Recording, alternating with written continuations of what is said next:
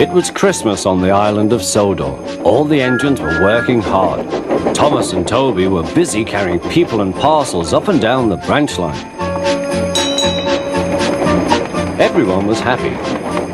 Only the coaches, Annie and Clarabelle, were complaining. It's always the same before Christmas, they groaned. We feel so full, we feel so full. Oh, come on, said Thomas. Where's your festive spirit? Christmas Day is almost here. By the side of the track was a lonely little cottage with a familiar figure waving to them. It's Mrs. Kindly, whistled Thomas. Peep, peep, Happy Christmas! Thomas always felt better for seeing her. Christmas just wouldn't be Christmas without Mrs. Kindly.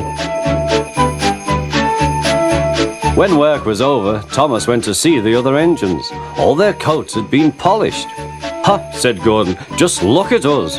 Your driver will have to work fast to get you as smart as us. Never mind that, replied Thomas. I've something important to say. Do you realize it's a whole year since Mrs. Kindly saved us from a nasty accident?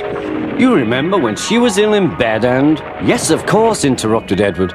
You told us how she waved her red dressing gown out of her window to warn you about a landslide ahead. And you and Toby gave her presents, Percy joined in. And the Fat Controller sent her to Bournemouth to get better. But, said James and Henry together, the rest of us have never thanked her properly. Exactly, said Thomas. So now I think we should all give her a special Christmas party. Everyone was getting very excited, and the drivers felt sure that the Fat Controller would agree, as indeed he did. The engines were all busy making plans when silence fell. The Fat Controller had bad news. The weather's changed badly. Mrs. Kindly is snowed up. Toby says he'll help to rescue her. You must help too, Thomas. There's no party unless you do. Thomas hated snow, but he said bravely, I'll try, sir. We must rescue her. We must. There's a good engine. You and Toby will manage splendidly.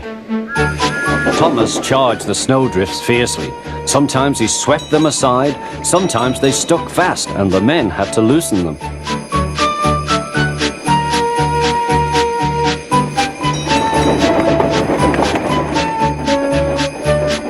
But at the cutting near the cottage, they could go no further. Look at that, exclaimed Thomas's fireman.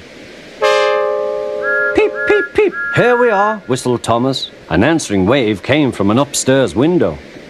Then they heard a familiar sound. That's Terence, said Thomas. He's come to help too. Sure enough, Terence had a snowplow and was working hard to clear a path to the railway line in safety. At long last, the rescue was complete.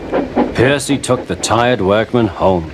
Terence said goodbye to Mrs. Kindly and promised to take care of her cottage as he watched them all set off. The engines made good time. No more snow had fallen, but the yard was dark. Thomas's heart sank. Suddenly, all the lights went on. What a marvelous sight awaited Mrs. Kindly. Well done, said the Fat Controller. I'm really proud of you all. Mrs. Kindly especially thanked the smaller engines. Thomas and Toby are all friends, she said. And now, Percy, you are my friend too. Percy was very pleased. 3 cheers for Mrs. Kindly, he called. Peep, peep, peep. They all whistled. We wish you a Merry Christmas. We wish you a Merry Christmas. We wish you a Merry Christmas and a Happy New Year.